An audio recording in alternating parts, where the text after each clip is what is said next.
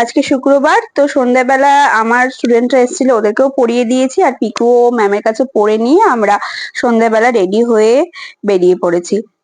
কোথায় যাচ্ছি সব বলছি, দাঁড়াও। যাওয়ার আগে ফুচকা খাওয়াটা ম্যান্ডেটারি, তো দাঁড়িয়ে পড়লাম আমি আর পিকু। ওর পাপা খাবে না বললো, তো আমি আর ওই খাচ্ছি ফুচকা। খেয়ে নিয়ে আমরা পৌঁছে গেছি মিলন মেলায়।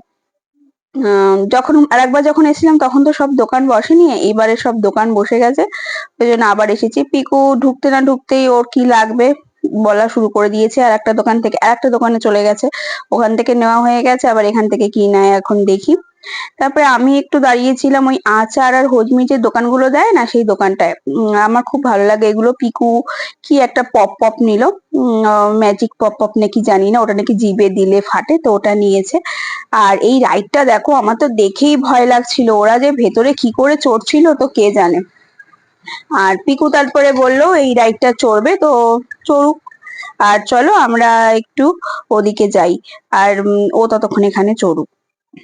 হয়ে গেলে আমরা এবারে বাড়ি চলে যাব, বেশিক্ষণ দেরি করব না, কারণ সামনেই এক্সাম। বেশিক্ষণ রাত করলে আবার যদি ঠান্ডা লেগে যায়। তো আমরা বাড়ি পৌঁছে গেছি। আর এই যে পিকু ওপরে উঠছে ওর সব খেলনা নিয়ে, এবারে তো শুরু হবে ঠাম্মিকে সব একে একে দেখানো। তো যাই হোক, ভিডিওটা কেমন লাগলো জানিও, ভালো লাগলে লাইক শেয়ার কমেন্ট করে পাশে থেকো। দেখা হচ্ছে নেক্সট ভিডিওতে, বাই।